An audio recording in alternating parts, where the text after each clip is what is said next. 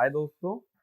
इस वीडियो के अंदर हम लोग एक नया टॉपिक आज स्टार्ट करने वाले हैं। उस नए टॉपिक का नाम क्या है? उसका नाम है सेमीकंडक्टर मेमोरीज। ठीक है, तो इस टॉपिक के अंदर हम बेसिक आइडिया लेंगे कि किस तरह की मेमोरीज प्रेजेंट होती हैं डिजिटल सिस्टम के अंदर। क्योंकि देखो, डिजिटल इलेक्ट्रॉनिक्स का जो सबसे बड़ा एप्लीकेशन है वो आपका है माइक्रो प्रोसेसर। ठीक है, माइक्रो प्रोसेसर और माइक्रो कंट्रोलर, ये दो ऐसी डिवाइसेस हैं जो कि डिजिटल लॉजिक को इंप्लीमेंट करने के काम में आती हैं, लेकिन किसकी टर्म्स में? एक सॉफ्टवेयर कोड की टर्म्स में। तो जब हम सॉफ्टवेयर कोड लिखने वाले हैं माइक्रो प्रोसेसर माइक्रो कंट्रोलर के लिए, तो उसके साथ साथ उस सिस्टम को कंस्ट्रक्ट करने के लिए हमें मेमोरी की जरूरत पड़ेगी। जैसे बेसिक एग्जांपल अगर हम लें, तो जब हम अपना कंप्यूटर चलाते हैं, लैपटॉप आप सभी लोगों के पास होगा, नहीं तो एटलीस्ट मोबाइल तो होगा, तो इसके अंदर दो तरह की मेमोरीज आ जाती हैं। एक तो जैसे लैपटॉप की अगर मैं बात करूं तो एक हार्ड डिस्क ड्राइव होती है जो जनरली 1 TB 2 TB इस तरह से चलती है, और एक हमारे पास होती है रैम। ठीक है, जैसे मोबाइल भी खरीदते हैं तो हम लोग हमेशा जानने की कोशिश करते हैं कि उसमें रैम कितना है, 8 GB है, 16 GB है, 4 GB है। तो ये मेमोरीज जो होती हैं इनके बारे में ही हम इस वीडियो के अंदर पढ़ने वाले हैं कि मेमोरी किस तरह से बनाई जाती है और किस मेमोरी में हमारे पास क्या एडवांटेज या क्या डिसएडवांटेज होता है। ठीक बात है। अब देखो, जब मेमोरी की बात करते हैं किसी भी डिजिटल सिस्टम में, तो इसको दो पार्ट में डिवाइड किया जाता है। एक मेमोरी कहलाती है प्रोग्राम मेमोरी,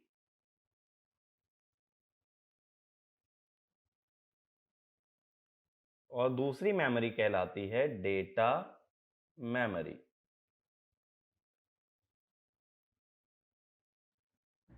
अब ये प्रोग्राम मेमोरी और डेटा मेमोरी क्या होते हैं? देखो, जैसे मान लो एक माइक्रो प्रोसेसर है, उसके अंदर हमने एक इंस्ट्रक्शन सेट लिख दिया है, कुछ सेट ऑफ इंस्ट्रक्शन दे दिया है जिस इंस्ट्रक्शन के बेसिस पे वो काम करने वाला है। वो सभी इंस्ट्रक्शंस कहां स्टोर होंगी? वो स्टोर होती हैं प्रोग्राम मेमोरी के अंदर। यानी whatever program we have implemented in our system is stored inside the program memory. और वो प्रोग्राम खुद जो डेटा एक्सेस करेगा, जिस डेटा को वो रीड करेगा या जिस डेटा को वो राइट करेगा, वो डेटा स्टोर होता है डेटा मेमोरी के अंदर। जैसे अगर मैं एक सिंपल सी बात करूं, अगर एक कंप्यूटर सिस्टम की बात करें, तो उसमें हमारा जो प्रोग्राम है वो है उसका ऑपरेटिंग सिस्टम। तो ये ऑपरेटिंग सिस्टम को हम हमेशा स्टोर करेंगे प्रोग्राम मेमोरी के अंदर, और जो भी आप वीडियोस, इमेजेस, फाइल्स ये सब स्टोर करते हो, ये सब जाएगा डेटा मेमोरी के अंदर। तो प्रोग्राम मेमोरी में क्या जाता है? Set of instructions on which a micro processor operates, that is always stored with in a program memory. ये बात समझ आई? तो ये पॉइंट लिख लेना। The set of instruction, the set of instruction on which a microprocessor operates, on which a microprocessor operates are stored in program memory, are stored in program memory. Next point, the data which the program, the data which the program uses, the data which the program uses is stored in the data memory, is stored in the data memory. अब देखो, एक memory का organisation कैसे होता है, किस तरह से एक मेमोरी दिखाई जाती है। मेमोरी जो होती है वो एक टेबल की फॉर्म में होती है। एक टेबल की फॉर्म में कैसे? देखो,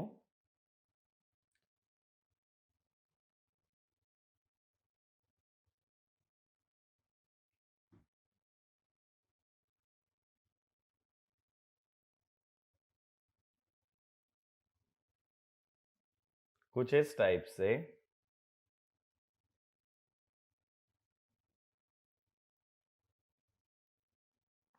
ठीक है, अब इसे हम बोलते हैं लोकेशन।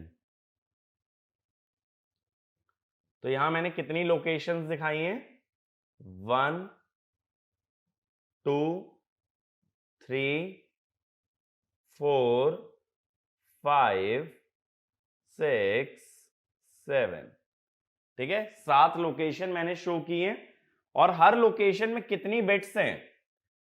तो यहां स्टोर होता है डेटा। तो हर लोकेशन में कितनी बिट्स आ रही हैं भाई? 5 बिट्स आ रही हैं। ये बात समझ आ रही है? मेमोरी हमेशा ऑर्गेनाइज्ड होती है एक टेबल की फॉर्म में, जिसमें रोज को हम बोलते हैं लोकेशन और कॉलम्स को बताते हैं डेटा। ठीक है, तो इस मेमोरी को ऐसा बोलोगे 7x5 मेमोरी, अगर साइज की बात की जाए। यानी 7 लोकेशन है और हर लोकेशन पे 5 बिट हम स्टोर कर सकते हैं। कभी भी ऐसा कोई नेम दिया जाए मेमोरी का तो इसको रीड कैसे करते हैं? That there are 7 locations and at each location we can store 5 bits. अब क्या होता है, देखो ये लोकेशन में होता क्या है एक्चुअल में। जब हम लोग सीक्वेंशियल सर्किट पढ़ रहे थे तो हमने रजिस्टर्स कवर किया था। उसमें मैंने बताया था 2 तरह के रजिस्टर होते हैं, शिफ्ट रजिस्टर और बफर रजिस्टर। ठीक है, तो ये जो ईच लोकेशन है it is nothing but a 5 bit buffer register. एक लोकेशन पे 5 बिट कैसे स्टोर की जाती हैं, वहां एक 5 बिट का रजिस्टर लगा दिया जाता है। और हमने देखा था बफर रजिस्टर एक्चुअल में कौन सा रजिस्टर होता है? ये होता है पीपो रजिस्टर। ठीक है, इसमें हम लोग क्या लगाते हैं? डी फ्लिप फ्लॉप्स लगाते हैं और क्लॉक एज आते ही सीधा डेटा कहां आ जाता है? डी से क्यू पे आ जाता है। इतनी मेरी बात क्लियर है? अब देखो क्या होता है, यहां पे हर लोकेशन को एक्सेस करने के लिए एक एड्रेस दिया जाता है। इसको ऐसे सोचो, जैसे मान लो कि आप लोग किसी ना किसी सोसाइटी में रहते होंगे, किसी जगह पे तो रहते होंगे ना, वहां पे आसपास कुछ एड्रेसेस होंगे। आपका कुछ एड्रेस होगा, ठीक है, उसके आपके पड़ोसी का कुछ एड्रेस होगा। तो इस तरह से अगर मान लो मुझे कुछ पोस्ट करना है, तो पोस्ट करने में मुझे 2 चीजें जाननी होंगी। एक तो एड्रेस आपका, एक उस एड्रेस पे रहने वाले किस इंसान को वो मैं पोस्ट कर रहा हूं। तो एक चीज सोच के देखो, एक एड्रेस पे एक घर है, एक घर के अंदर मल्टीपल लोग हो सकते हैं ना। सेम वे में मेमोरी में एक एड्रेस माने एक लोकेशन जहां पे मल्टीपल बिट्स आ सकती हैं। ठीक है, तो हर लोकेशन को कैसे आइडेंटिफाई किया जाता है? उसके एड्रेस से। जैसे एक सोसाइटी में हर घर को कैसे आइडेंटिफाई करते हैं? उसके एड्रेस से। तो हर मेमोरी लोकेशन को एक एड्रेस एलोकेट किया जाता है। अब बात यह है मुझे कितने एड्रेसेस की जरूरत है? 7 एड्रेसेस की। अब ये कितने बिट से बन सकते हैं? तो हम क्या जानते हैं, देखो अगर n बिट्स लेते हैं तो कितने कॉम्बिनेशन बन सकते हैं n बिट्स के? 2 to the power n combinations. इसीलिए हम ये कह देते हैं अगर n एड्रेस बिट्स का यूज किया जाए तो हम इससे 2 to the power n addresses बना सकते हैं या 2 to the power n location. तो जनरल साइज क्या हो जाएगा भाई मेमोरी का? 2 to the power n cross n, where n is number of address bits, यानी एड्रेस लिखने में कितनी बिट्स यूज हुई हैं, और capital N number of bits stored at each address. ठीक है, तो हमेशा ये बात अच्छे से याद रखना कि मेमोरी का नाम कैसे दिया जाता है, उसमें नंबर ऑफ एड्रेस बिट्स पता होनी चाहिए और हर एड्रेस पे कितने बिट्स स्टोर हो रही हैं हमें ये मालूम होना चाहिए। अब देखो ये जो मैंने बोला कि डेटा 5 बिट्स का है, ये जो data stored at each location होता है इसे वर्ड बोला जाता है। Data stored at each location, इसे हम क्या बोलते हैं, वर्ड। और ये जो वर्ड की लेंथ है, जनरली 4 बिट से लेके 64 बिट्स तक कुछ भी हो सकती है। अब देखो एक एग्जांपल लेता हूं। जब हम लैपटॉप खरीदते हैं तो ज्यादातर लोग, तो आप लोग विंडोज ही यूज करते होंगे, मैक वगैरह की तो मैं बात नहीं करूंगा। अब विंडोज में जब कोई सॉफ्टवेयर इंस्टॉल करते होगे तो ये देखा होगा, सभी लोगों ने ज्यादातर ऑब्जर्व किया होगा कि 2 तरह के सॉफ्टवेयर आते हैं। एक हम देखते हैं कि भाई हमारा विंडोज 32 बिट है या फिर हमारा विंडोज 64 बिट है।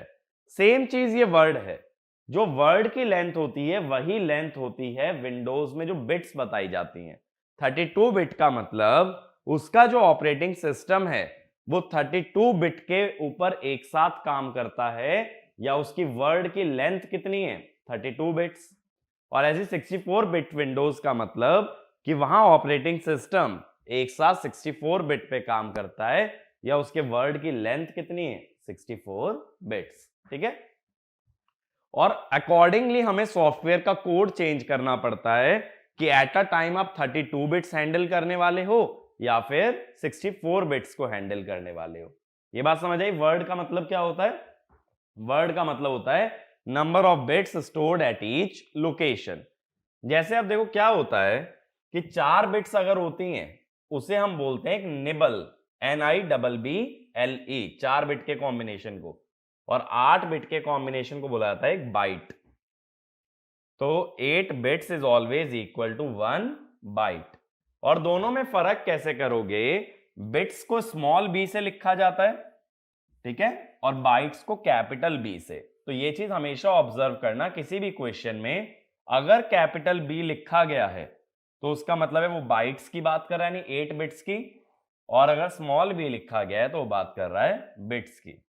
और देखो इसी तरीके से क्या होता है, जो हमारे इंटरनेट प्लान होते हैं, जैसे हमने इंटरनेट लगवाया मान लो 64 kbps का या 64 mbps का। अब उसमें ये ध्यान देना कि वो कैपिटल B का यूज कर रहा है या स्मॉल b का। स्मॉल b का अगर यूज कर रहा है इसका मतलब वो बिट्स है, और बिट्स का मतलब है अगर बाइट्स में आओगे तो सीधे सीधे 8 से डिवाइड कर दोगे। बिट से बाइट में आने के लिए क्या करना पड़ेगा, 8 से डिवाइड करना पड़ेगा ना। तो स्पीड वहीं कम हो जाती है। इसीलिए क्या करते हैं, ये जितने भी इंटरनेट प्रोवाइडर होते हैं ये हाई स्पीड तुम्हें दिखाने के लिए स्पीड को बाइट पर सेकंड में ना बता के बिट पर सेकंड में बताते हैं। ठीक है, मेरी बात यहां तक क्लियर है कि हर मेमोरी लोकेशन पे जो भी डेटा स्टोर होता है उसे वर्ड बोला जाता है। वर्ड की लेंथ 4 बिट से 64 बिट तक जा सकती है। 4 बिट को बोलते हैं निबल और 8 बिट को हम बोलते हैं एक बाइट। ठीक है, अब हम एक जनरल स्ट्रक्चर की बात करते हैं। मेमोरी का स्ट्रक्चर हमारा किस टाइप से होता है, देखना कि क्या क्या सिग्नल्स इस मेमोरी ब्लॉक के अंदर प्रेजेंट होते हैं। सबसे पहले तो एड्रेस इनपुट्स, जैसे मान लो 5 बिट का मैं एड्रेस ले रहा हूं, इसको एड्रेस इनपुट्स भी कह सकते हो या एड्रेस लाइंस भी। एड्रेस इनपुट्स जैसे मान लो A0, A1, A2, A3, A4, यानी 5 बिट का मैं एड्रेस ले रहा हूं। फिर 4 बिट का मैं डेटा ले रहा हूं,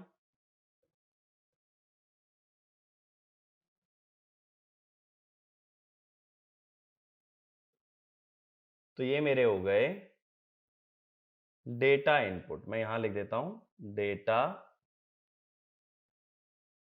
इनपुट्स। अगर मेमोरी में कोई चीज स्टोर करानी है तो डेटा उसे देना पड़ेगा, इसीलिए डेटा इनपुट। सेम वे में अगर मेमोरी से कोई चीज रीड करनी है तो हम क्या दिखा रहे हैं यहां पे, डेटा आउटपुट। क्योंकि ऐसा हो सकता है मेमोरी से डेटा रीड करना पड़े या मेमोरी में डेटा राइट करना पड़े। तो ये हो गए अपने डेटा आउटपुट्स। और क्या सिग्नल जाएंगे मेमोरी में, एक होता है रीड स्लैश राइट बार, और एक होता है एनेबल।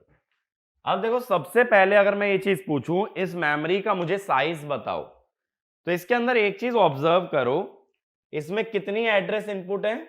5।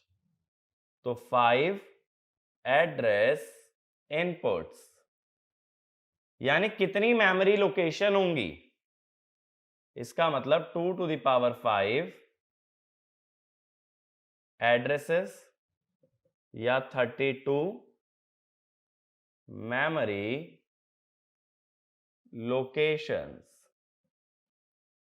ठीक है, और हर लोकेशन पे कितने बिट्स स्टोर कर सकते हो? 4 बिट्स।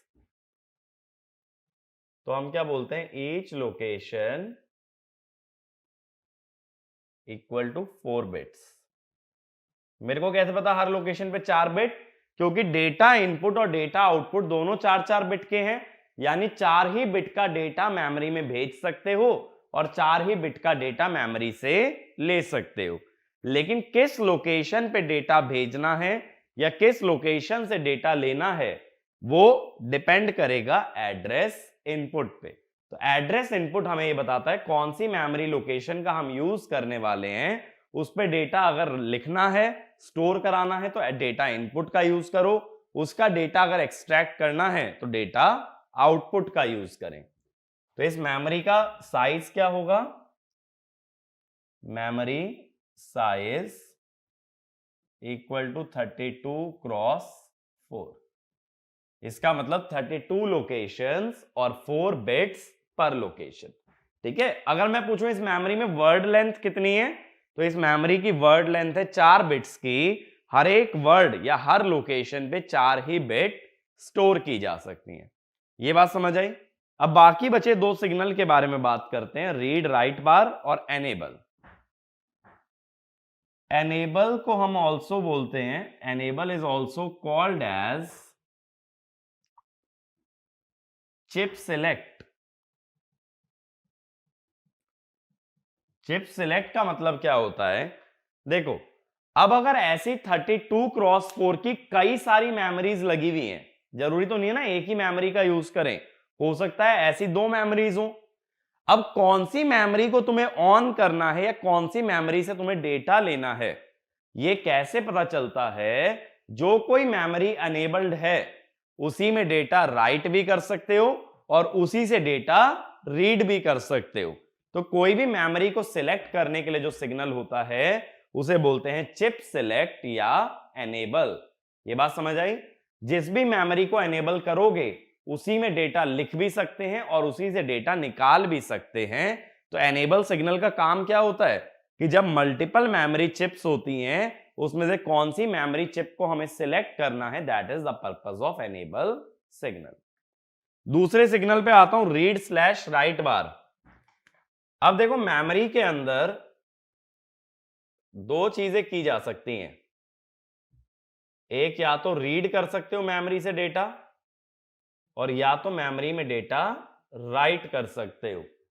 तो अगर ये रीड स्लैश राइट बार 1 आता है तो इसका मतलब होता है मेमोरी रीड, और अगर ये रीड स्लैश राइट बार 0 आता है तो इसका मतलब होता है मेमोरी राइट। ठीक है, तो अगर रीड करना है तो इस सिग्नल को 1 रखना पड़ेगा और अगर इस मेमोरी में कुछ राइट करना है तो इसको 0 रखना पड़ेगा। इसीलिए मैंने राइट पे क्या लगा रखा है? बार। तो इसका मतलब देखो क्या हुआ, एनेबल का काम है चिप को सिलेक्ट करना, कौन सी चिप सिलेक्ट होगी उसके हिसाब से एड्रेस भेज के एक मेमोरी लोकेशन को सिलेक्ट करोगे और उस मेमोरी लोकेशन में रीड करना है तो RW को 1 रखो और अगर राइट करना है तो RW को 0 रखा जाएगा।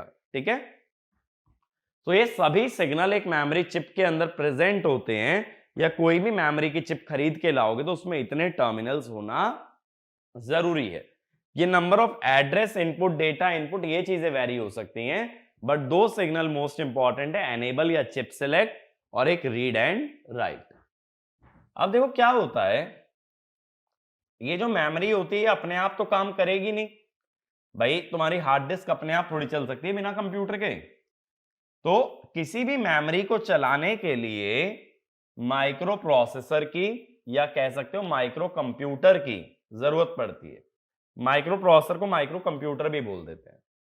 तो उसके साथ इंटरफेसिंग कैसे होती है, देखो एक अपने पास जैसे माइक्रो प्रोसेसर है सपोज,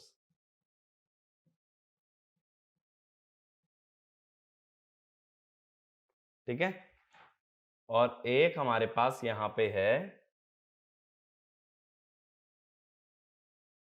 मेमोरी। अब मेमोरी के किस लोकेशन पे डेटा लिखना है या किससे डेटा उठाना है वो किसकी टर्म्स में जाएगा, वो जाएगा एक एड्रेस की टर्म्स में। अब देखो मैंने ये मोटा सा एरो क्यों बनाया, क्योंकि यहां पे जैसे इस मेमोरी चिप में देखो कितनी एड्रेस लाइंस थी, 5 लाइंस थी। तो मैं 5 लाइंस नहीं दिखाऊंगा अलग अलग, हो सकता है एड्रेस की 5 बिट हो, 8 बिट हो, 16 बिट हो, मुझे आइडिया नहीं है, ठीक है। एड्रेस कितने बिट्स का है ये मैं नहीं जानता, तो इसको मैंने क्या बोल दिया, इसको सपोज मैंने बोल दिया 16 बिट एड्रेस बस। ये 16 बिट का तुम यूज करोगे जब 8085 माइक्रो प्रोसेसर पढ़ते हो तो उसके एड्रेस 16 बिट के होते हैं।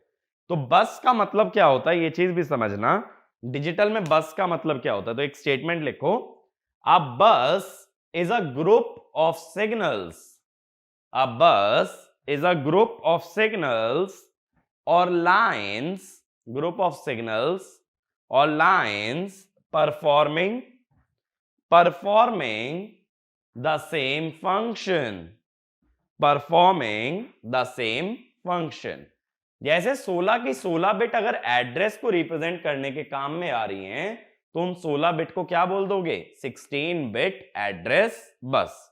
यानी उन 16 लाइंस को अलग अलग ना लेकर के इसको एक बस बोल दिया जाता है।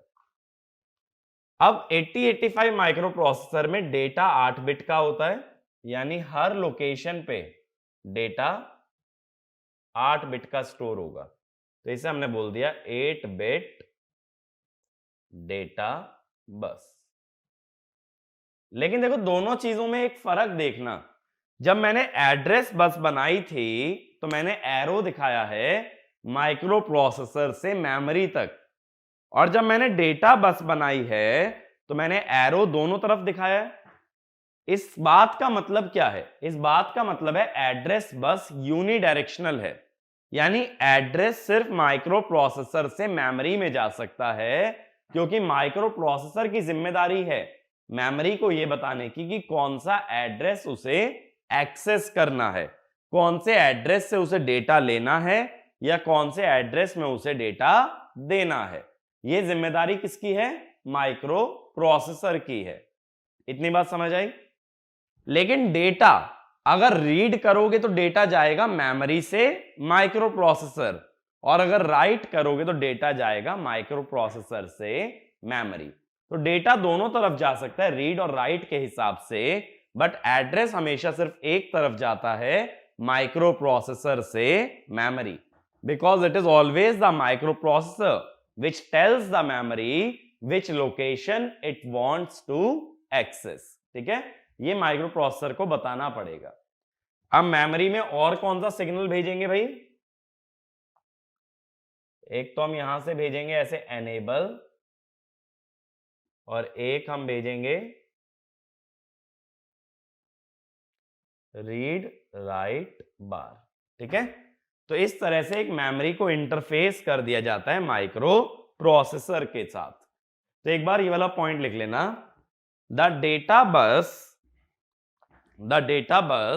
is bidirectional, the data bus is bidirectional because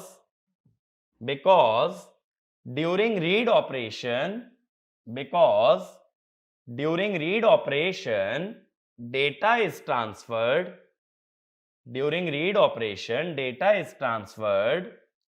from memory to microprocessor, data is transferred from memory to microprocessor, and during write operation data is transferred from microprocessor to memory,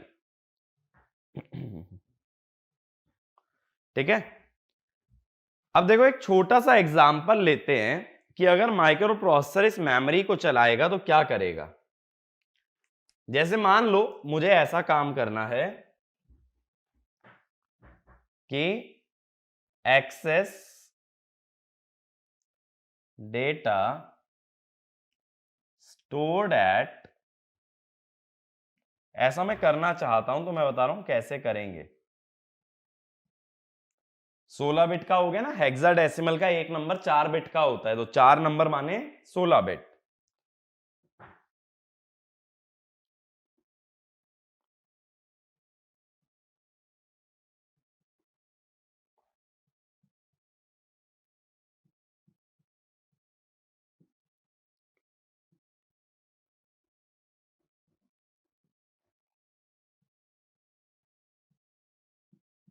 ठीक है, एक्चुअल में ये जो मैंने statement लिखी है इसका significance तुम्हारा माइक्रो प्रोसेसर में आता है, लेकिन अभी हम लोग माइक्रो प्रोसेसर और डिजिटल का थोड़ा सा ओवरलैप देख रहे हैं जो कि मेमोरी के केस में होता है।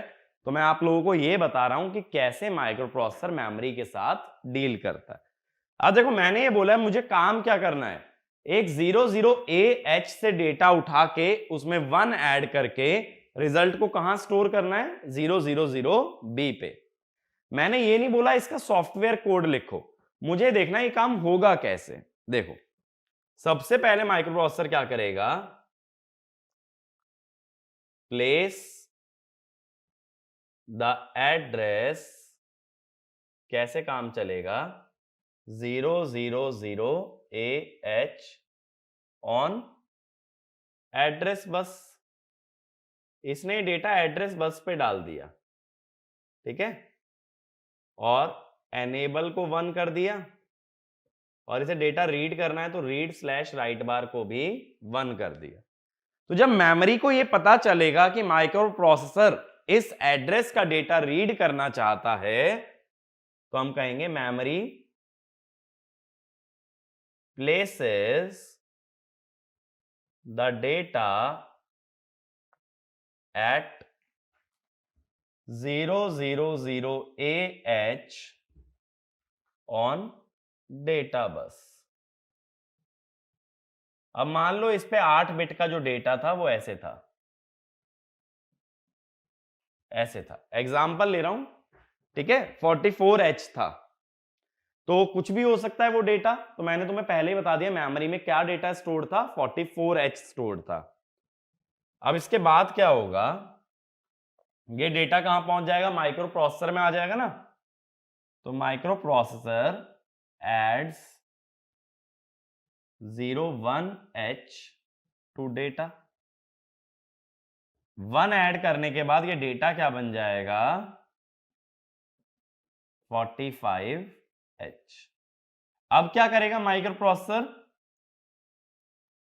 Processor places the address. अब इस डेटा को स्टोर कहां करना है, अब इस डेटा को स्टोर करना है 00BH पे, तो 000BH इसको एड्रेस बस पे डालेगा, और डेटा क्या स्टोर करना है 45H, इसको किस पे डालेगा, डेटा बस पे। अब तो भाई जब राइट ऑपरेशन है तो एड्रेस भी माइक्रो प्रोसेसर भेजेगा, डेटा भी माइक्रो प्रोसेसर भेजेगा। रीड में माइक्रो प्रोसेसर क्या करता है, एड्रेस भेजता है, लेकिन डेटा कौन भेजता है, मेमोरी। अब एनेबल को तो 1 करेगा, और रीड स्लैश राइट बार को क्या करेगा, 0। रीड स्लैश राइट बार 0 होने से मेमोरी को यह समझ आता है कि डेटा राइट करना है, तो क्या होगा, 45H gets stored at 000BH। ठीक है, तो ये ओवरऑल प्रोसेस होता है जब हम बात करते हैं कि कैसे मेमोरी आपस में इंटरैक्ट करते हैं। ठीक है, तो पहले माइक्रो प्रोसेसर डेटा भेजता है और उस डेटा पे स्टोर्ड पहले माइक्रो प्रोसेसर एड्रेस भेजता है और उस एड्रेस पे स्टोर्ड डेटा मेमोरी से जाता है माइक्रो प्रोसेसर, फिर उसे जो प्रोसेसिंग करनी है वो प्रोसेसिंग करता है और वापस से उसे स्टोर कर देता है। ऐसे सोचो, चलो एक एग्जांपल लेते हैं। मान लो कंप्यूटर में हमने एक वर्ड फाइल खोली, सपोज आपने नोट्स बना रखे थे, उसकी वर्ड फाइल मैंने खोली। तो जब मैं वर्ड फाइल खोल रहा हूं तो क्या कर रहा है, माइक्रो प्रोसेसर मेमोरी को एड्रेस बता रहा है कि इस एड्रेस की फाइल को एक्सेस करना चाहता है। जब वो एक्सेस करता है उस फाइल को तो वो फाइल खुल गई। अब वो फाइल खुल गई, उसमें जो भी तुम्हें एडिटिंग करनी थी तुमने एडिटिंग की, और जब तुम सेव बताओगे या सेव को क्लिक करोगे तो क्या होगा, वो फाइल माइक्रो प्रोसेसर वापस मेमोरी में राइट कर देगा। तो जब कोई फाइल ओपन करोगे तो वो रीड कर रहा है मेमोरी से, सेव करोगे तो वो मेमोरी में राइट कर रहा है। तो माइक्रो प्रोसेसर मेमोरी के साथ दो ऑपरेशन करता है, एक रीड और एक राइट। ठीक है, और इसके बारे में, इंटरफेसिंग के बारे में ज्यादा डिटेल में बात होती है तुम्हारी माइक्रो प्रोसेसर वाले टॉपिक के अंदर।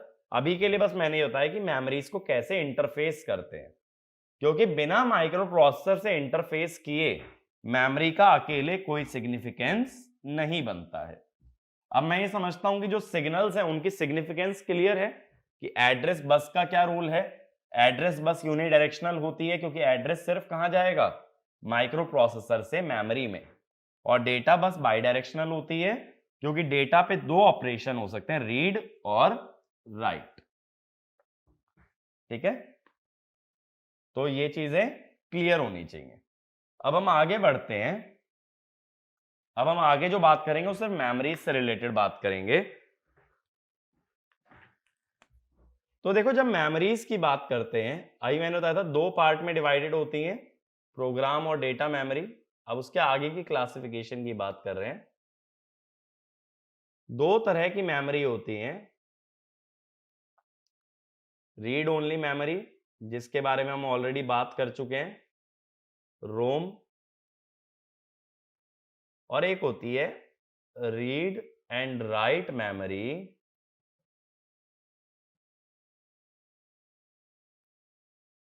That is RWM। देखो कई बार क्या होगा, जैसे हमारे टाइम में क्या होता ना, हमारे टाइम में सीडी काफी पॉपुलर थी। जब हम लोग स्टूडेंट्स थे तो सीडीज काफी पॉपुलर थी। अब उसके अंदर ना दो तरह की सीडीज आती थी। एक तो सीडी जो आती थी उसमें जैसे हम लोग क्या करते थे ना, अगर एक्चुअल बात करें तो पहले, अब आज के टाइम में तो तुम लोग टॉरेंट वगैरह से मूवी डाउनलोड कर लेते हो। पहले हमारे टाइम में क्या होता, जो भी लेटेस्ट मूवी रिलीज हुई है ना वो आसपास सीडीज की फॉर्म में अवेलेबल होती थी।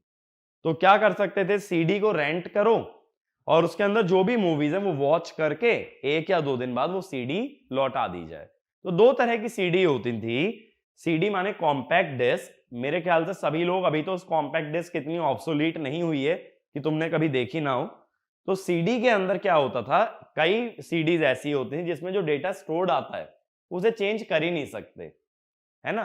तो वो सीडी कहलाएगी रीड ओनली, कि उसमें एक बार कोई भी डेटा राइट कर दिया गया है उसको कभी भी चेंज नहीं कर सकते। एक सीडी इस टाइप की आती थी जिसे बोलते हैं रीराइटेबल। रीराइटेबल में क्या होता था, जो भी डेटा स्टोर्ड है उसे डिलीट करके दोबारा स्टोर किया जा सकता है। ठीक है, और वहीं जो तुम्हारी पेन ड्राइव्स हैं, हार्ड डिस्क हैं, ये सारी किसमें आती हैं, रीड एंड राइट मेमोरी में, क्योंकि इनको तुम रीराइट कर सकते हो। जैसे पेन ड्राइव है, पेन ड्राइव को फॉर्मेट मारो, दोबारा से उसके अंदर कुछ भी डेटा स्टोर करा लो। ठीक है, ऐसा तो नहीं है ना पेन ड्राइव में जो चीज एक बार स्टोर हो गई वो कभी चेंज ही नहीं हो सकती। तो ये जो आपकी पेन ड्राइव होती हैं, हार्ड डिस्क होती हैं, ये सारी रीड एंड राइट मेमोरी में जाती हैं। तो रीड ओनली में कौन सी आ जाती हैं, जो कॉम्पैक्ट डिस्क आया करती थी पहले, जो एक बार के बाद नहीं बदलती।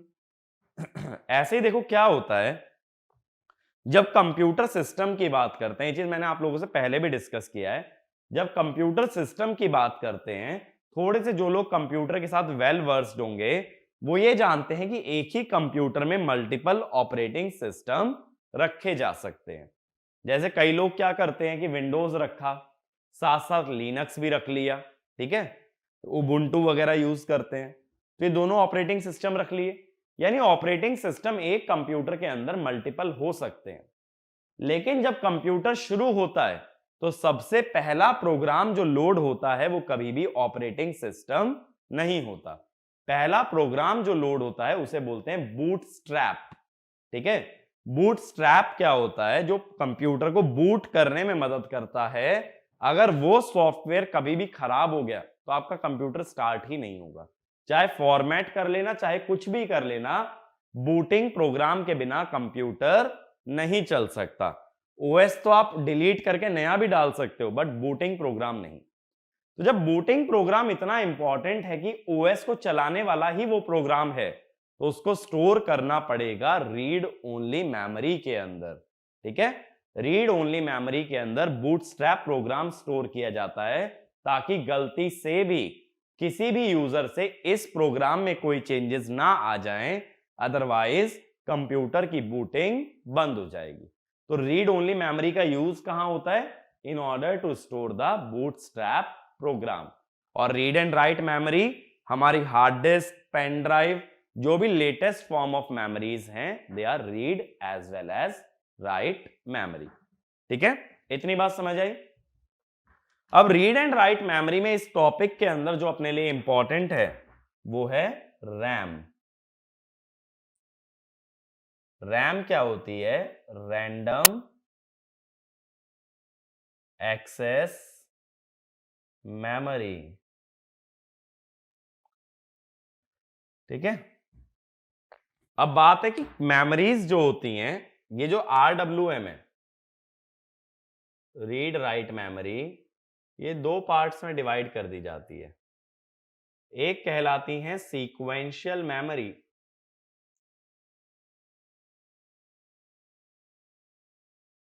और दूसरी कहलाती है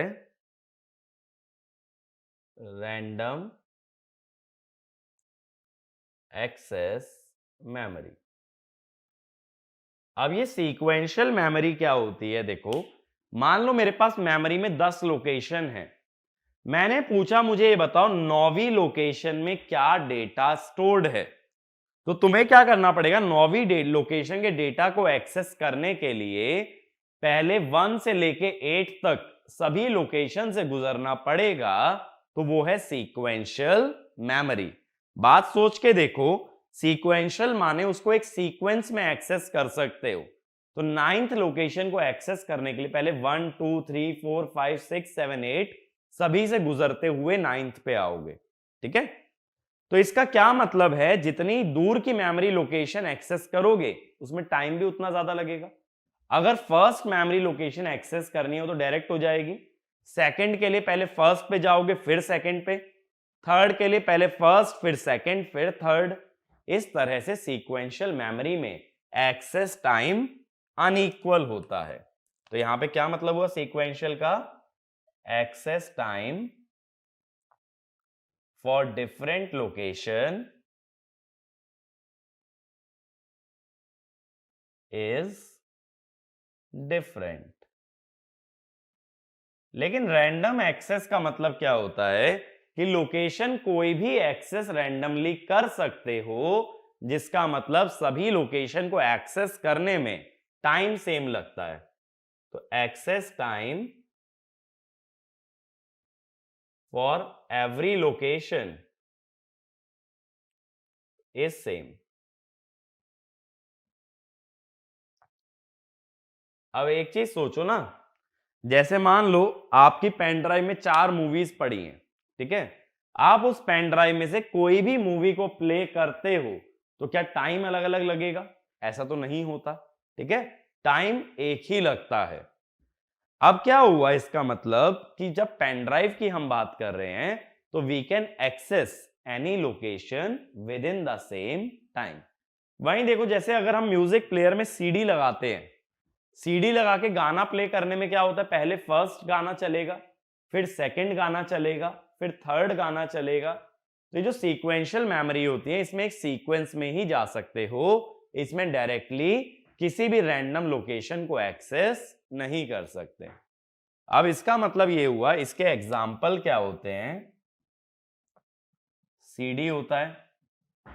हार्ड डिस्क ड्राइव में भी यही चीज होती है, क्योंकि हार्ड डिस्क ड्राइव अगर देखोगे ना उसके अंदर होता क्या है, सीडीज होती हैं, मल्टीपल सीडीज होती हैं, तो वो भी रोटेशन से ही एक्सेस करता है।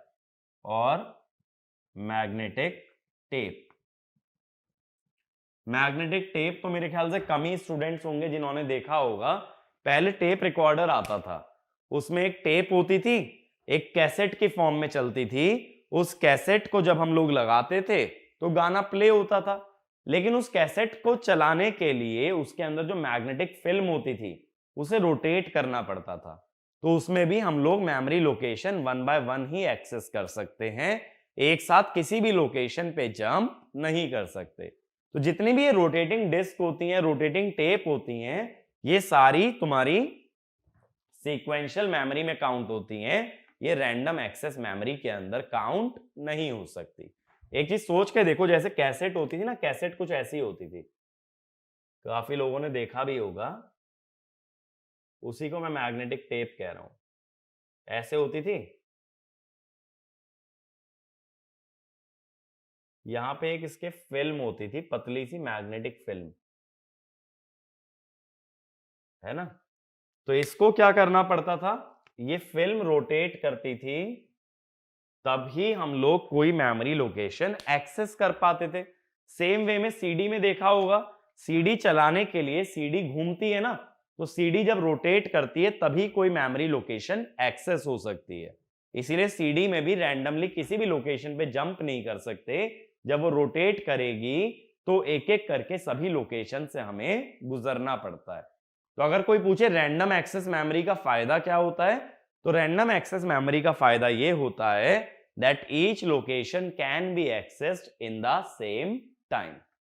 ठीक है, तो अब देखो मेमोरीज को दो पार्ट में डिवाइड किया, रोम और रैम। रोम हम ऑलरेडी कवर कर चुके हैं प्रोग्रामेबल लॉजिक डिवाइसेस के अंदर, वहां मैंने ये भी बताया था रोम का पर्पस होता है बूटस्ट्रैप मेमोरी, रोम का पर्पस होता है प्रोग्राम मेमोरी, क्योंकि जैसा मैंने आज बताया ना प्रोग्राम और डेटा मेमोरी होते हैं, तो प्रोग्राम को कहां स्टोर करो, रोम में, ताकि उस प्रोग्राम को कोई चेंज ना कर पाए।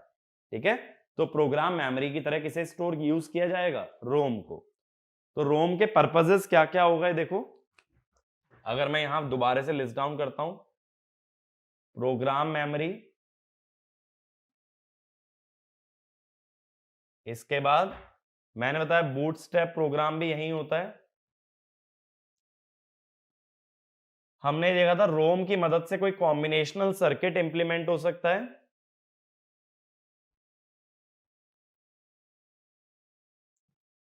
इसको कोई फंक्शन बनाने के काम में ला सकते हो, तो ये फंक्शन जनरेटर की तरह भी यूज होता है। इसके अंदर टेबल होती है ना, तो जो भी फंक्शन तुम्हें जनरेट करना है वो टेबल की फॉर्म में स्टोर कर दो, तो ये फंक्शन जनरेटर की तरह भी यूज हो सकता है। ठीक है, तो बहुत सारे पर्पस होते हैं रोम के, जो कि हम ऑलरेडी कवर कर चुके हैं। तो मैंने बताया दो कैटेगरीज में डिवाइड होती है, रोम और रैम। बट रोम होती है रीड ओनली, और रीड एंड राइट मेमोरी क्या होती है, जिसमें कि रीड और राइट दोनों ऑपरेशन परफॉर्म कर सकते हैं।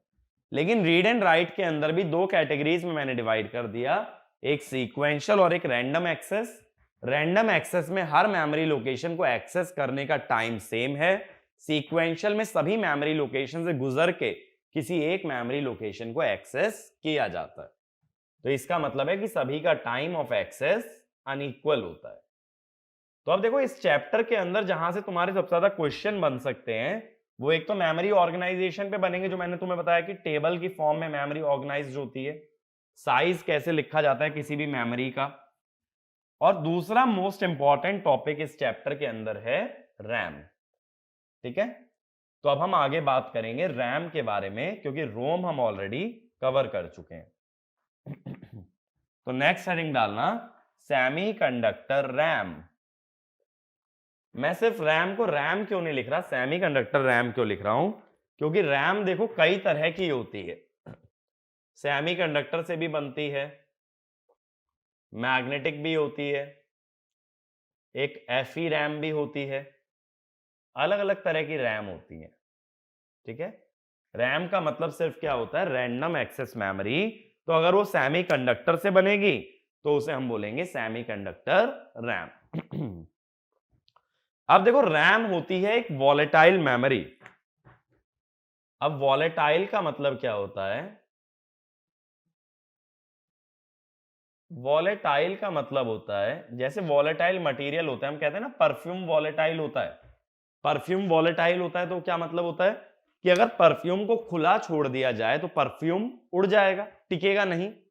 सेम वे में रैम में अगर तुम पावर सप्लाई कट कर दो, जैसे एज एन एग्जांपल अगर मोबाइल को शट डाउन कर दिया जाए। अच्छा एक चीज देखो, ये सभी ने देखा होगा वैसे, जब कभी मोबाइल को रीबूट करते हो तो तुम्हारी जो भी ऐप ओपन होती है वो क्लोज हो चुकी होती है। ऐसे ही जब लैपटॉप को शट डाउन करते हो तो जितने भी सॉफ्टवेयर खुले होते हैं सब क्लोज हो जाते हैं। तो यही चीज रैम होती है कि रैम में जैसे ही पावर को टर्न ऑफ करोगे या डिवाइस को क्लोज करोगे, शट डाउन करोगे, तो जो भी उसका डेटा होता है वो डेटा बंद हो जाता है। अब दूसरी इंटरेस्टिंग बात देखो करते हैं कि जब तुम मोबाइल खरीदते हो या लैपटॉप खरीदते हो हमेशा ये फोकस क्यों करते हो कि रैम ज्यादा होनी चाहिए? रैम क्या होता है? एक तरह से रन टाइम मेमोरी होती है। यानी कि जैसे मान लो तुम व्हाट्सएप चला रहे हो, अब व्हाट्सएप को चलाने के लिए उसे कुछ स्पेस की रिक्वायरमेंट है, तो रीड ओनली मेमोरी से नहीं लेगा वो स्पेस, वो लेगा रैंडम एक्सेस मेमोरी से, क्योंकि उसे पता है कि उस डेटा की उसे परमानेंट स्टोरेज की जरूरत ही नहीं है, वो डेटा टेम्परेरी है। जब कभी तुम डिवाइस बंद करोगे तो वो डेटा चला जाएगा। तो इसका मतलब है जितनी भी ऐप तुम्हारी रन होती हैं वो कौन सी मेमोरी पे रन होती हैं? रैंडम एक्सेस मेमोरी पे। यानी रन टाइम में वो जो मेमोरी यूज करेंगी that is random access memory. तो हम ज्यादा रैम हमेशा क्यों चाहते हैं? ताकि एक समय पे ज्यादा ऐप रन कर पाओ। जैसे मान लो मेरे मोबाइल में अगर 4 GB का रैम है, इसका मतलब है मैं इतनी ऐप खोल सकता हूं जो कि 4 GB स्पेस ऑक्यूपाई कर ले। जैसे मान लो व्हाट्सएप ने 500 MB ले लिया, फेसबुक ने 800 MB ले लिया। इस तरह से मैं तब तक एप्स ओपन कर सकता हूं जब तक ये 4 GB की मेमोरी एग्जॉस्ट ना हो जाए। तो ये मेमोरी जितनी छोटी होगी उतनी ही कम नंबर ऑफ ऐप तुम एक बार में चला सकते हो। तो अगर तुम्हारा 4 GB की जगह 2 GB हो जाएगा तो हो सकता है 3 या 4 ही ऐप चला पाओ। 8 GB में और ज्यादा ऐप्स चला लो। तो हम हमेशा क्या चाहते हैं? मल्टीटास्किंग चाहते हैं। जैसे आप लोग भी क्या करते होगे, व्हाट्सएप खोला हुआ, इधर मैसेज आया रिप्लाई किया, इधर फेसबुक का पोस्ट भी देख लिया, उधर थोड़ा बहुत और कोई ऐप भी चला लिया, जैसे कोरा होता है, जीमेल होता है। ये सभी ऐप आप लोग एक साथ साइमल्टेनियसली रन करते होंगे। लेकिन ये सभी चीजें एक साथ तभी रन हो सकती हैं बिना फोन हैंग हुए, जबकि आपकी रैम ज्यादा कैपेसिटी की है। तो ये बात याद रखना, जब भी कोई कोड या कोई एप्लीकेशन रन होता है तो जिस मेमोरी को वो यूटिलाइज करता है वो होती है रैम, रैंडम एक्सेस मेमोरी। ठीक है, इसीलिए वॉलेटाइल होती है। इसका मतलब कि जब कभी शटडाउन किया जाएगा डिवाइस को तो जो भी डेटा स्टोर्ड था इसके अंदर वो खत्म हो जाता है। तो इसमें लिखना RAM is used for temporary storage. RAM is used for temporary storage of program and data. Temporary storage of program and data. Next point, during runtime, all applications and programs, during runtime all applications and programs make use of RAM, ठीक है। But देखो RAM कभी भी permanent storage के काम में नहीं आ सकती, तो यही इसका ड्रॉबैक होता है, that it is a volatile memory. तो ये भी लिख लेना, RAM is volatile, which means the data stored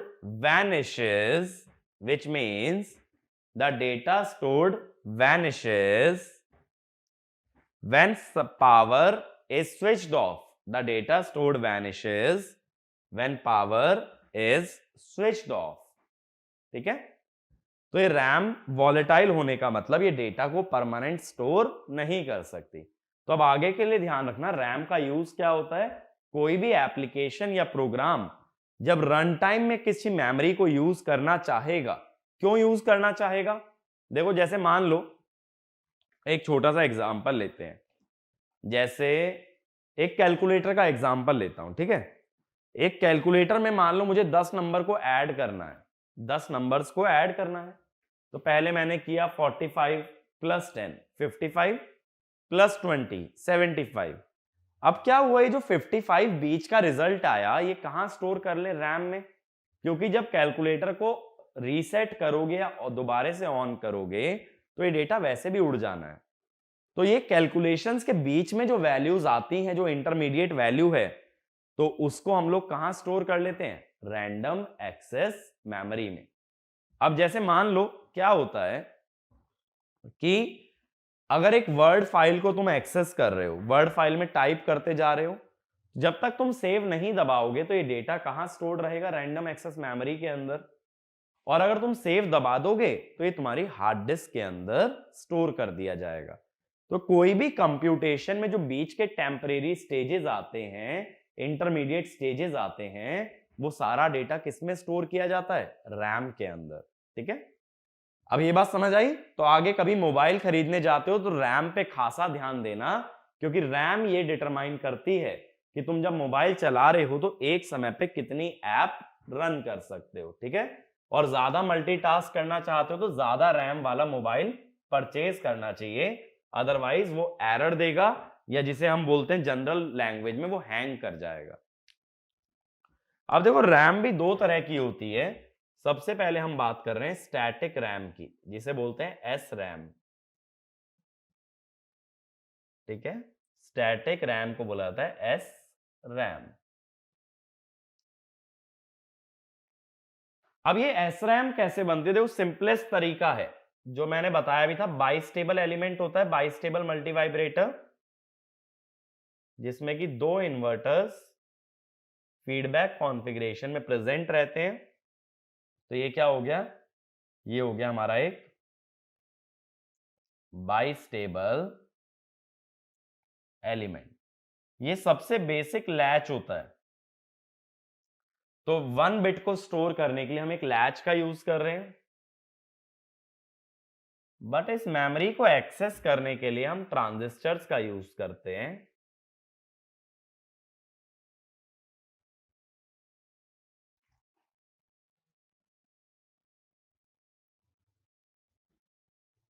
ठीक है, ये एनमॉस ट्रांजिस्टर्स का मैं यूज कर रहा हूं, एन चैनल मॉसफेट।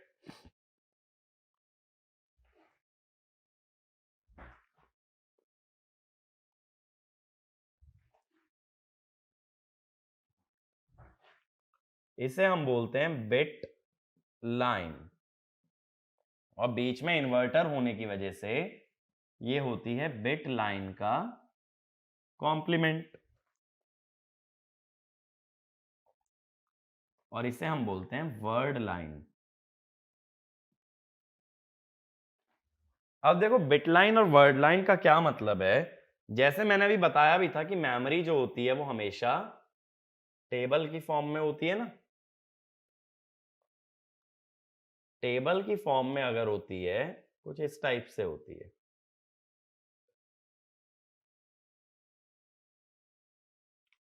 तो ये जो होता है ये सेल होता है, एक बॉक्स जो होता है ये सेल होता है, और ये 1 बिट को स्टोर कर सकता है। तो इसको भी ये बोलोगे it is a S RAM cell. तो ये एक बॉक्स को रिप्रेजेंट कर रहा है। ठीक है भाई, मेमोरी के अंदर जो एक बॉक्स होता है या एक सेल होता है एक टेबल में, उसको रिप्रेजेंट कर रहे हैं हम इस पूरे सर्किट से। अब इसके अंदर देखो क्या होता है, इस सेल को अगर एक्सेस करना है, इस सेल का जो डेटा होगा तो बिट की फॉर्म में होगा ना, इस तरह से तो होगा। तो ये 5 बिट्स है, या इसको कह दो 5 बिट लाइंस। तो इसका जो डेटा होता है वो बिट लाइन पे आता है, लेकिन इसे एक्सेस कैसे करते हैं, इसको क्या बोलते हैं, एक वर्ड बोला जाता है ना। मैंने बोला था एक मेमोरी लोकेशन में जो भी बिट्स स्टोर्ड होती हैं उन्हें वर्ड बोलते हैं। तो कोई भी लोकेशन एक्सेस करने का मतलब है उस वर्ड को एक्सेस करना। तो एक्सेस करने के लिए क्या यूज होती है, वर्ड लाइन, और उस पर स्टोर्ड डेटा किस पे दिखाया जाता है, बिट लाइन। तो बिट लाइन का मतलब कुछ भी नहीं है, लिख भी लेना, bit line represents the data stored in each cell, the data stored in each cell. Next point, in order to access a cell, we need to access the complete row, or the word, and that is called as word line. अब देखो यहां होगा क्या, मान लो ये word line high कर दी गई है, ये वर्ड लाइन अगर हाई कर दी गई है तो ये दोनों एनमॉस ट्रांजिस्टर ऑन हो जाते हैं। ठीक है, ये दोनों एनमॉस ट्रांजिस्टर ऑन हो गए तो ये किसका काम करेंगे, शॉर्ट सर्किट का। यानी डायरेक्टली ये लैच किससे जुड़ गया, बिट लाइन और बिट लाइन के कॉम्प्लीमेंट से। तो तुम्हें डायरेक्टली यहां पे वैल्यू मिल जाएगी जो भी इस लैच के अंदर स्टोर्ड होगी, और अगर कुछ राइट करना है, कुछ लिखना है, तो उस वैल्यू को यहां पे डालो, वो लैच के अंदर चली जाएगी। तो डेटा अगर रीड करना है तो लैच वाला डेटा मिल जाएगा बिट लाइन और बिट लाइन बार पे, और लैच के अंदर कुछ डेटा लिखना है तो बिट लाइन और बिट लाइन बार पे वो डेटा डाल दो, वो अपने आप किसके अंदर चला जाएगा, लैच के अंदर। ये बात क्लियर हुई? तो वर्ड लाइन की मदद से इस सेल को एक्टिवेट किया जाता है, ये एनमॉस ट्रांजिस्टर्स को शॉर्ट सर्किट किया जाता है, फिर जो भी डेटा लैच के अंदर डालना है वो कहां लिखा जाता है, बिट लाइन और बिट लाइन बार पे। मान लो जैसे 1 स्टोर करना है तो बिट लाइन पे 1 डाल दिया, बिट लाइन बार पे 0 डाल दिया, तो यहां 0 आ जाएगा और यहां 1 आ जाएगा। या अगर डेटा रीड करना है तो डायरेक्टली जो भी लैच के अंदर डेटा स्टोर्ड होगा, शॉर्ट सर्किट होने की वजह से वो सीधा किस पे चला जाएगा, बिट लाइन बार, और इधर से चला जाएगा बिट लाइन पे। तो बेसिकली रीड करना हो या राइट करना हो, एनमॉस ट्रांजिस्टर को शॉर्ट सर्किट करना पड़ेगा, और वो शॉर्ट सर्किट किसकी मदद से करोगे, वर्ड लाइन। ठीक है, तो ये वाला पॉइंट भी लिख लो। When word line is high, NMOS transistor, when word line is high, NMOS transistor gets short circuited, so we can access the latch। ठीक है, अब देखो ये जो बीच में 2 इन्वर्टर्स लगाए थे, इसको CMOS सर्किट से रिप्लेस कर सकते हैं। अगर CMOS सर्किट से रिप्लेस करेंगे तो हर इन्वर्टर किससे बनता है, हर इन्वर्टर बनता है 2 CMOS ट्रांजिस्टर से।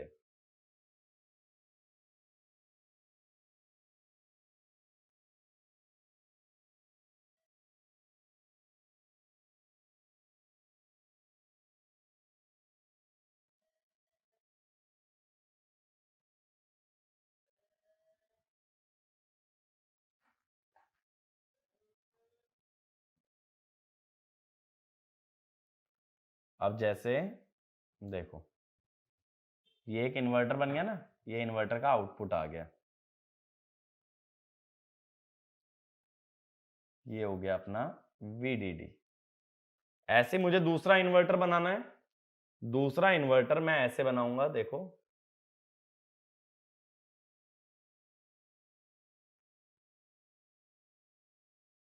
या थोड़ा सा इसे पीछे ले लेता हूं,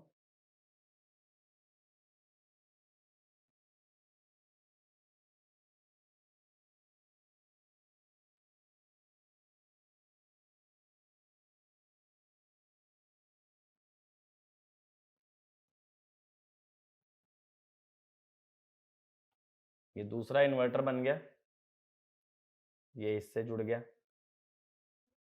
ठीक है, अब ये दोनों इन्वर्टर कैसे जुड़े थे, एक इन्वर्टर का आउटपुट दूसरे के इनपुट से जुड़ता है, ये जुड़ गया, और इसका इनपुट दूसरे के आउटपुट से जुड़ेगा। इस तरह से दोनों इन्वर्टर कनेक्ट हो गए। अब यहां कितने ट्रांजिस्टर्स का यूज हुआ? 1 2 और 2 4 और 2 6, इसीलिए इसे बोल देते हैं 6T SRAM। 6 ट्रांजिस्टर्स का यूज करना होता है, इसीलिए 6 ट्रांजिस्टर SRAM। ये बात क्लियर है? तो स्टैटिक रैम क्या होती है? जो कि एक बाइस्टेबल एलिमेंट या एक लैच का यूज करती है, जिसे एक्सेस करने के लिए 2 मॉसफेट एक्स्ट्रा यूज किए जाते हैं। तो टोटल मॉसफेट कितने होते हैं SRAM के अंदर? टोटल मॉसफेट आते हैं 6। 4 तो इन्वर्टर्स के अंदर और 2 इन्वर्टर्स को एक्सेस करने के लिए। एक्सेस किसकी मदद से करते हैं? वर्ड लाइन की मदद से। और डेटा किस पे स्टोर किया जाता है? बिट लाइन और बिट लाइन बार पे। ये कंस्ट्रक्शन क्लियर हुआ? ठीक है, तो इसको नोट डाउन कर लेना। आगे चलते हैं। नेक्स्ट लिखना डायनामिक रैम। Dynamic RAM. अब देखो ये स्टैटिक और डायनामिक रैम में फर्क क्या है? स्टैटिक रैम का मतलब है जब तक पावर सप्लाई ऑन है, जब तक उसका डेटा कहीं नहीं जाने वाला, वो स्टोर्ड रहेगा। स्टैटिक रैम का मतलब ये होता है। लेकिन डायनामिक रैम का मतलब ये होता है जो भी डेटा स्टोर्ड है वो धीरे धीरे अपने आप खत्म होने लगता है। यानी वो डेटा पावर सप्लाई बंद नहीं भी करोगे तो भी चला जाएगा। ठीक है, जैसे मैंने बोला रैम में क्या होता है, रैम को वॉलेटाइल क्यों बोलते हैं? रैम को वॉलेटाइल इसलिए बोलते हैं क्योंकि पावर सप्लाई बंद करने पे उसका डेटा डिलीट हो जाता है। लेकिन मैंने बोला डायनामिक रैम ऐसी रैम है जिसमें पावर सप्लाई नहीं भी बंद करो तो धीरे धीरे उसका डेटा डिलीट हो जाता है। ठीक है, और स्टैटिक रैम का डेटा तब तक डिलीट नहीं होगा जब तक पावर सप्लाई बंद ना की जाए। बात क्लियर है? जब तक डिवाइस ऑन है SRAM का डेटा स्टोर्ड रहेगा, बट DRAM का डेटा धीरे धीरे गायब हो जाएगा। इसी वजह से DRAM को बार बार रिफ्रेश करना जरूरी होता है। उसे कभी भी डेटा स्टोर करके लंबे समय तक नहीं रख सकते, अपने आप वो गायब हो जाएगा। तो इसीलिए विद टाइम उसे बार बार रिफ्रेश किया जाएगा, यानी उसके डेटा को बार बार स्टोर कराना पड़ेगा, अदरवाइज डेटा गायब हो जाएगा। तो इसमें लिखना इन अ DRAM the data slowly vanishes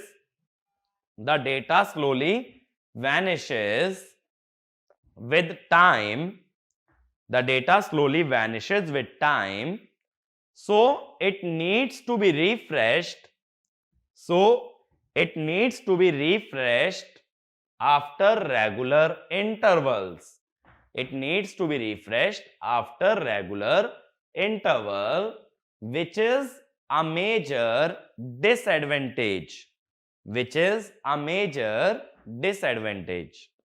ठीक है, लेकिन देखो होता क्या है, ये DRAM बनती कैसे है और क्यों ये डेटा डिलीट हो रहा है, इस बारे में भी बात करते हैं।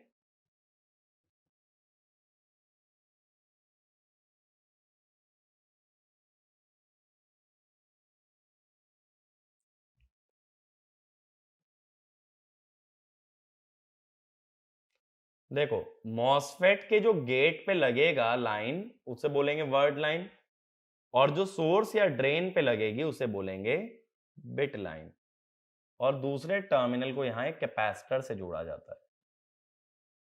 ठीक है, अब लेकिन देखो कैपेसिटर ना कभी भी अलग से नहीं बनाते हैं। जब मॉसफेट की बात हो रही है, मॉस टेक्नोलॉजी की बात हो रही है, तो कैपेसिटर अलग से फैब्रिकेट क्यों करना है?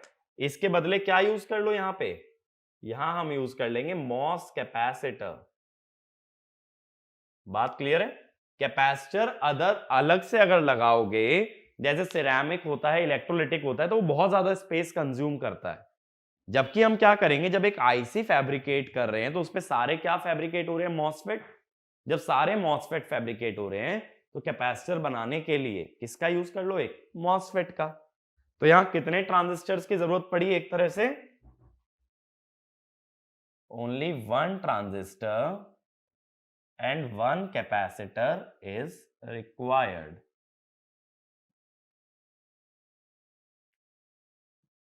अब देखो इसको व्यू करो जैसे एक सैंपल एंड होल्ड सर्किट होता है।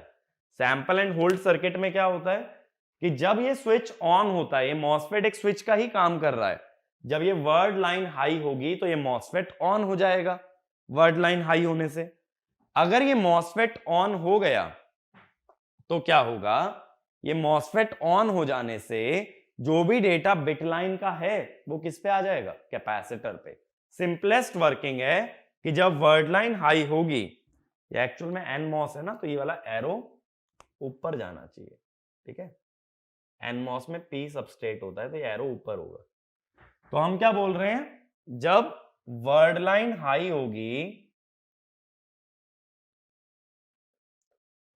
तो मॉस क्या हो जाएगा, ऑन, और वीसी यानी कैपेसिटर के अक्रॉस कौन सी वोल्टेज आ जाएगी, बिट लाइन वाली। लेकिन मैंने क्या बोला कि ये धीरे धीरे वैल्यू गायब हो जाती है। धीरे धीरे गायब क्यों हो जाती है, देखो मॉसफेट के अंदर लीकेज होगा, मॉसफेट में अगर लीकेज है तो वैल्यू या उसका जो भी चार्ज स्टोर्ड है वो धीरे धीरे लीक कर जाएगा, और वो वैल्यू जो भी तुमने स्टोर कराई थी वो धीरे धीरे गायब हो जाएगी। इसीलिए डी रैम को लगातार रिफ्रेश करना पड़ता है, उसमें डेटा स्टोर्ड जो है वो बार बार स्टोर कराना पड़ेगा, अदरवाइज वो टाइम के साथ गायब हो जाएगा। ये बात क्लियर हुई। लेकिन इसका एडवांटेज क्या है, देखो एस रैम के अंदर कितने ट्रांजिस्टर लगे थे, 6 ट्रांजिस्टर, यहां एक ट्रांजिस्टर और एक कैपेसिटर। तो इसका साइज जो होता है एक सेल का, ये डी रैम सेल है, अभी मैंने मतलब बताया था ना सेल का, तो ये क्या है, एक सेल है। तो इसके एक सेल का जो साइज होता है वो एस रैम से काफी कम होता है। इसका मतलब सेम एरिया के अंदर ज्यादा सेल्स फैब्रिकेट कर सकते हो अगर डी रैम का यूज करते हो as compare to S RAM. तो ये पॉइंट लिखना, D RAM only requires one transistor and one capacitor, one transistor and one capacitor, so its size is less, as compared to SRAM. Its size is less as compared to SRAM, and it has 4 times the density. It has 4 times the density as compared to SRAM. 4 times the density as compared to SRAM. इसका मतलब देखो एक particular area में अगर 10 cell SRAM के बन सकते हैं तो वहीं DRAM के 40 सेल बन सकते हैं, ठीक है। इसकी 4 गुना डेंसिटी है, तो इसका मतलब है मेमोरी का साइज क्या हो जाएगा, स्मॉल। अगला point, cost of DRAM is 1/5 of SRAM, is 1/5 of SRAM, ठीक है। Next point, to remove the drawback of refreshing,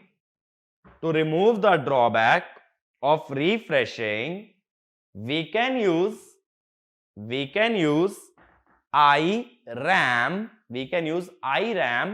और integrated RAM in which refresh circuitry is present on the chip. कहने का मतलब iRAM के अंदर क्या होगा, DRAM सेल के साथ साथ रिफ्रेश सर्किट को भी मैन्युफैक्चर किया जाएगा, फैब्रिकेट किया जाएगा, जिससे कि रिफ्रेश सर्किट अलग से बनाने की जरूरत ना पड़े, ठीक है। Next point, maximum refresh time is 2,4 और 8 मिलीसेकेंड। 2, 4 या 8 मिलीसेकेंड पे इसे रिफ्रेश करना जरूरी है।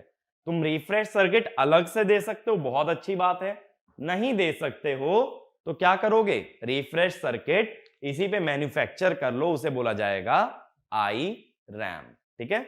लास्ट पॉइंट लिखो, इन बर्स्ट मोड बर्स्ट मोड लिखना, BURST, in burst mode of refreshing, each row of cells are refreshed at the same time, and all memory operations are suspended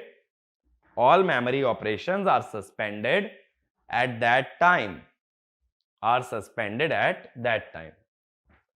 इसका मतलब अगर एक साथ सारा कुछ रिफ्रेश करना है, एक साथ रिफ्रेश करने को बोलते हैं बर्स्ट मोड। तो जब रिफ्रेश कर रहे हो उस समय मेमोरी में ना तो कोई डेटा राइट होगा, ना मेमोरी से कोई डेटा रीड होगा, सभी ऑपरेशंस को रोक दिया जाएगा जिस टाइम पे इस मेमोरी को रिफ्रेश किया जा रहा है।